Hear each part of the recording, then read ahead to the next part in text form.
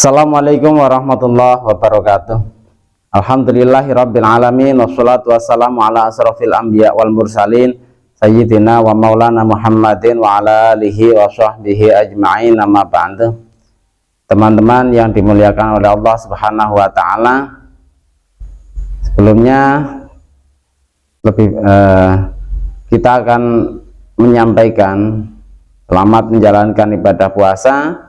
Mudah-mudahan puasa kita pada tahun ini diterima oleh Allah Subhanahu wa taala, dan juga amal ibadah yang lain. Teman-teman yang dimuliakan oleh Allah, kali ini kita akan bahas tentang waktu di mana kita melaksanakan puasa. Jadi melihat dari definisi puasa itu menahan diri dari sesuatu yang membatalkan puasa, baik makan, minum, dan lain sebagainya, dimulai dari terbitnya fajar sampai terbenamnya matahari. Saya ulangi, dimulai dari terbitnya fajar sampai terbenamnya matahari. Ini waktu menjalankan puasa. Kemudian waktu sholat subuh.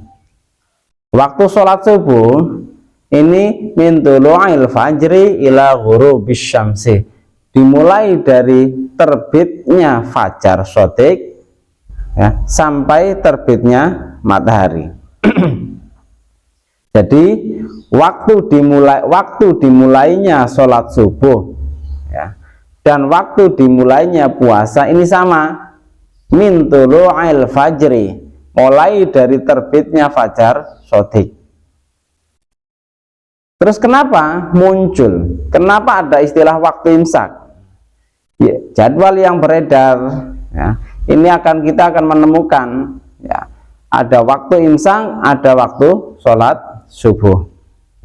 Gini, waktu imsak ini bukan waktu mulai dianggap sebagai waktu puasa, ini bukan, tapi waktu rambu-rambu kita, buat kita semua yang menjalankan puasa, bahwa waktu dimulainya puasa akan segera dimulai ya.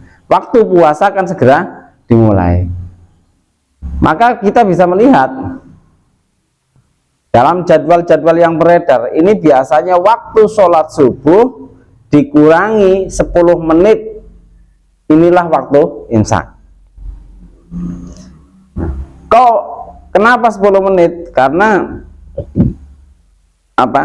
Karena sebagai rambu-rambu kita, kalau terlalu mepet, ini jangan-jangan orang yang sedang makan terburu-buru, orang yang sedang melakukan sesuatu yang membatalkan puasa ini terburu-buru. Maka ketika imsak ini 10 menit dikurangi 10 menit dari waktu sholat subuh, waktu sholat subuh dikurangi 10 menit, ini sebagai rambu-rambu kita, ini agak longgar sedikit. Oke. Misalnya kita temukan waktu sholat subuh ini jam 4:17 menit misal. Maka waktu imsaknya adalah jam 4:07 menit, karena dikurangi 10 menit.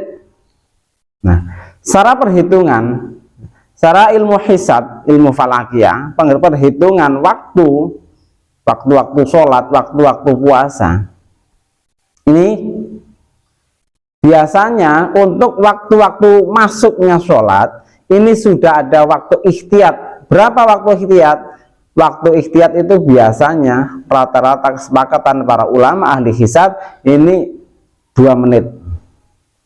Jadi misal kita sudah menghitung, secara rumus falakiyah, secara rumus hisab ya, ini ditemukan bahwa masuknya waktu sholat subuh atau terbitnya fajar shadiq ini jam 4:15 menit misal.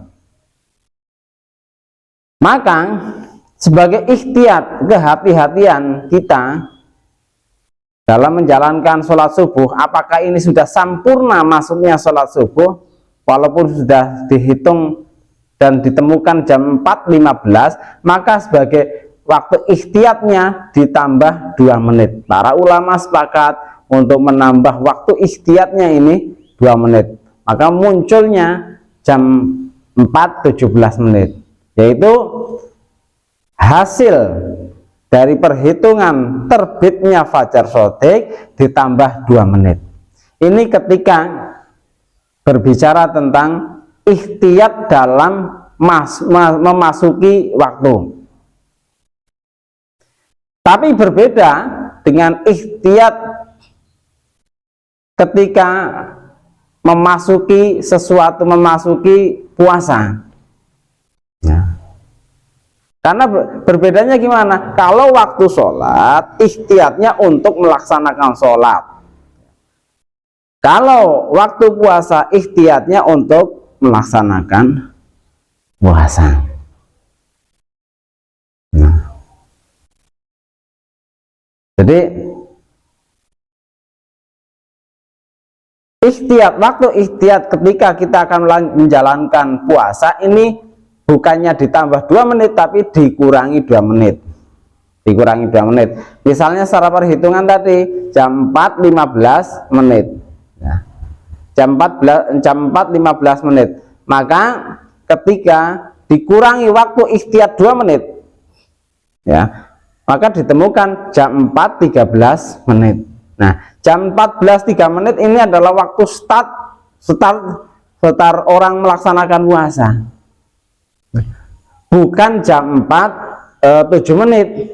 Kalau jam 4.07 menit ini adalah waktu rambu-rambu bahwa kita masih dikasih waktu, kita masih punya waktu sedikit untuk makan minum, untuk menjalankan sahur, untuk makan sahur dan lain sebagainya.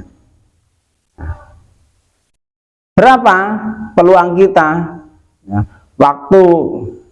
waktu yang masih tersisa berarti tinggal 8 menit, yaitu mulai jam 4.07 menit sampai jam 4.13 menit.